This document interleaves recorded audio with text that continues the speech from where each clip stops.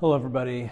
Today we're going to be taking a look at how to mix chemistry for your darkroom sink for making prints. Now, number one, check out the data on the chemistry that you're using. These days there aren't a ton of options, but there are definitely different brands, different chemicals, and each one is going to need to be mixed differently. We're using Sprint chemistry. And I like Sprint chemistry because it makes this process actually, especially for beginners, pretty easy. All of their mixing ratios are 1:9 for the most part for all of their chemistry. And so let's talk about what that means. You'll see ratios, mixing ratios on data sheets or whatever for the chemistry that you have. Usually it's just right on the bottle or the box, whatever you're getting. Sometimes you're going to need to mix it at a certain temperature.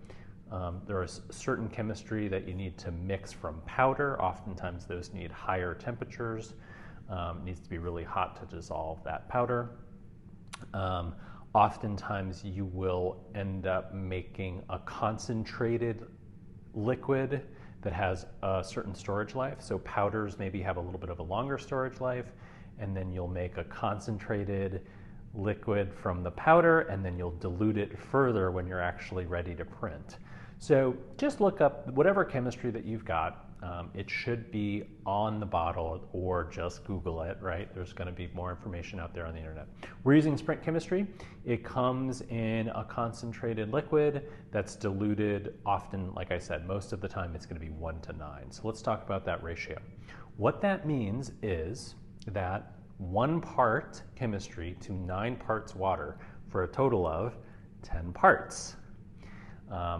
Now, what that means is that out of 100% of your total volume of whatever amount of chemistry that you're trying to mix, 10%, because one of the parts of the total of 10% will be chemistry and 90% will be water. So 1:9 ratio isn't the same thing as 1/9. It's actually 1/10. 1 part chemistry, 9 parts water. You have a total of 10 parts, and it ends up being that 1/10 of your total, or 10% of your total, is chemistry, and then 90% or 9/10 of your total is water. So for the trays that we're working with here, this is the size, and this fits pretty nicely an 8x10 print. In a couple, when we're working in a darkroom with multiple people, having the ability to put multiple prints into a developing tray is helpful. And so we're using this size tray. If you're trying to conserve chemistry or only working by yourself at home or something like that, working with the exact size tray for the paper that you're using, in this case 8x10, we're printing 8x10s here, makes sense. This particular tray size, because there are multiple people working in the darkroom at a time here, I'm going to be mixing a little bit more volume to fit into these trays. So keep that in mind. One more thing about the amount of chemistry that you need. So this particular tray here has little bumps, okay? And that's to keep, they're sort of raised bumps, it's to keep the paper from getting stuck to the tray. A flat tray like this, without anything on it, the paper can kind of get stuck to the bottom there. And if you're trying to time your print perfectly and it's stuck there and you're using the tongs to try to get it up and you're 10, 15 seconds longer in the chemistry than you would want, especially in the developer, that's not an ideal situation. So finding a tray with bumps or something like this, there's just a raised X here. That's basically just to keep it from, keep that photo paper from getting stuck to the tray. We're going to be mixing up 2,000 milliliters per tray for this particular size. How did we arrive at that? Well, that's what we've kind of figured out is the minimum amount of chemistry to fully submerge a print over several hours of printing with multiple people so that the chemistry doesn't get exhausted. So we want to make the amount of chemistry that we're going to be using for whatever session that we're going to be using. We want to make sure that there is enough chemistry so that the paper itself it has enough chemistry to get submerged fully, and we want to mix enough so that the chemistry doesn't get exhausted. So when we use it, it actually uses up that chemistry in some capacity. Also, just sitting, some of the chemistry that we use when we're making prints, if you just leave the trays out, sometimes just sitting will actually exhaust the chemistry so that it's no longer effective. Sometimes you can use a larger tray. So if you've got a tray that's slightly smaller, here, let's do this. Here's an 8x10 tray, right? So if you've got an 8x10 tray, you can take a larger tray and just put it on top and use it basically as a way to prevent that chemistry from evaporating. And that can actually help to prolong the life of the chemistry. So if you're going to print for an hour or something and then go get some lunch, put a larger tray on top of it or something like that, right? Some kind of something to prevent evaporation from happening, and then the chemistry will be good when you come back in an hour or two and resume your printing. So with all of that, that's sort of a preface. I'm going to pause the video here and then we'll pick up with part 2, actually mixing the chemistry. All right, so let's go ahead and get mixing here. We've got basically 4 chemicals, 5 trays, but 4 chemicals. So the first is going to be here, and that's going to be the print developer, and that's going to be your first tray. Stop bath is next, fixer, and fixer remover or hypoclear. Now, as I mentioned, each of these mixes 1:9 ratio, so 10% of our total volume is going to be dedicated to the stock solution, and then what we'll do is we'll add 90% of the rest of the volume with water. And the way that I like to do this, it's a nice round number. We've got 2,000 milliliters or 2 liters of chemistry, and it's a nice, easy number to work with, because what we can do is just take 1/10 or 10%, and I know I'm saying this different ways, and my goal of doing that is not to be confusing, but actually to reiterate for people whose brains think differently. Some people have an easier time with fractions, some people have an easier time with percentages. So in any case, the total volume is 2,000 milliliters or 2 liters. What we're going to do is take 1/10 of that, 200 milliliters of chemistry, to 1,800 milliliters of water.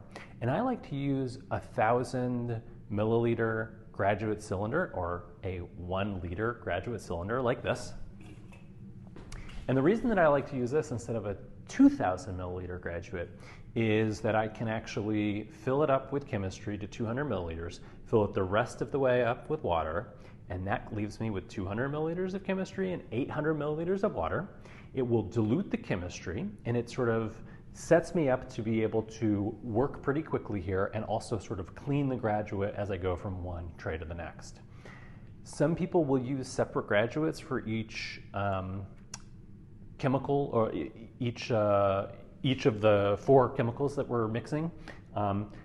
Depends on how you want to work. If you've got the space and you want to have one graduate dedicated to developer, or one graduate dedicated to stop, fixer, hypoclear, etc., that's great. What I like to do is just make sure that it's fully rinsed out every time I use it, and I'll just use the same graduate for each of the 4 chemicals. The other thing to think about is that if I've got a 2,000 milliliter graduate, what that means is that 200 milliliters will actually occupy less of the volume in that graduate, and thus it's actually slightly less accurate, or it has the potential to be slightly less accurate. So that means that sometimes I'll have 250 milliliters or 190 milliliters, right? It'll be a little bit off if you're using a bigger graduate. The smaller your graduate, the more precise you can be. So you might actually want to grab something like this. This is a 150 milliliter graduate. It's nice and small. So you fill that up to 150, pour that in, fill it up another 50, so you can get really precise with that. But then then you got to rinse it out, which is fine, right? But that's, like I was saying before, I like this 1,000, 200 milliliters. It's actually, just from experience, I know it's accurate enough that I can get to that to that level pretty precisely. And then I just fill it up the rest of the way with water to 1,000 milliliters. I know that's half of my total volume. And then I just fill it up with water again, fully to that 1,000 milliliters, and that will be the total amount of chemistry for that tray. So let's jump into it here. All right, let's see if we can get a good view of how I do this. I'm going to try it right here. Let's see about this, so you guys can get a good look. All right, pretty good. So I've got my blocks here, and this is one of the ways that the Sprint chemistry comes, but again, depending on the chemicals that you're using, you may have slightly different storage that your chemistry comes in. I'm going to tilt this down here. Before I do so, it's probably a good idea to check and make sure that your, what would you call that? That is a spout. Make sure that your spout is closed. I'm going to make a quick notation here with my thumb where the 200 milliliters is, and then I'm going to open this and let that chemistry pour in. As I get close to the 200, I'll kind of back off a little bit so it pours a little bit slower. And then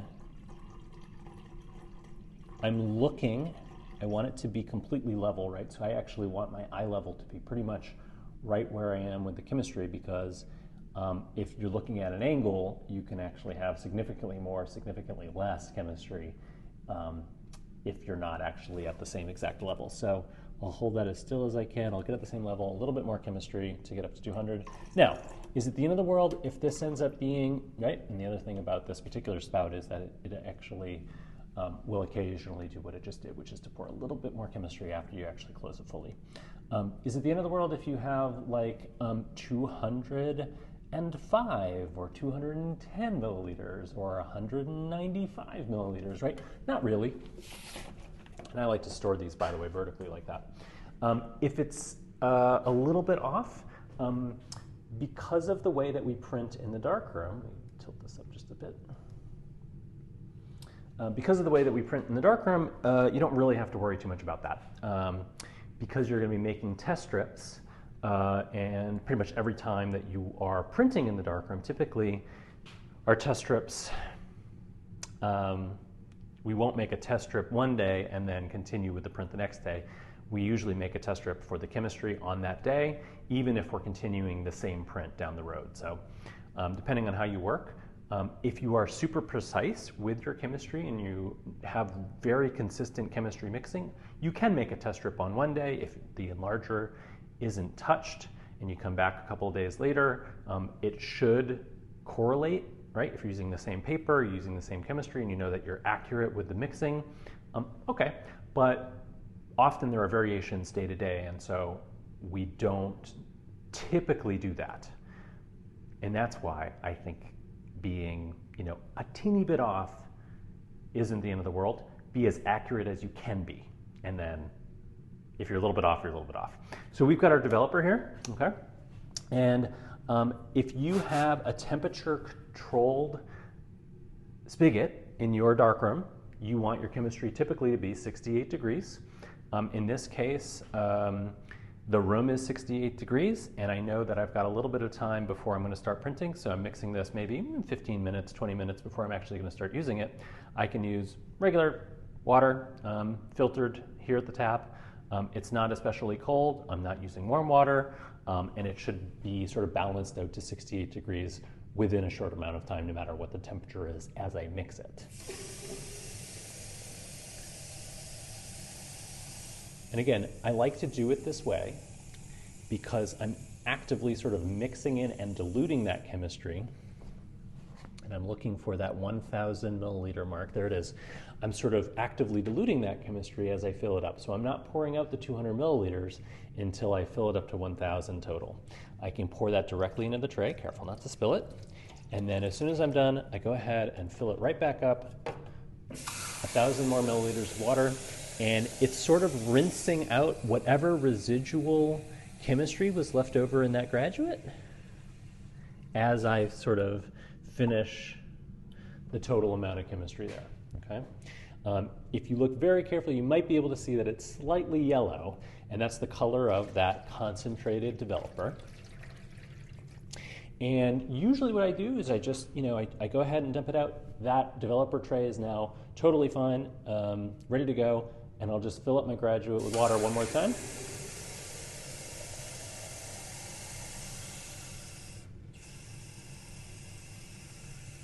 And dump it right out in the sink. And then I can start mixing my stop bath. Now the exact same process is going to happen for the stop bath, the fixer, and the hypoclear. It's a 1:9 ratio, so I'm going to fill it up to 200 milliliters, fill the rest of the way up to 1,000 milliliters with water, pour it into the tray, and then move on to the next tray and so on.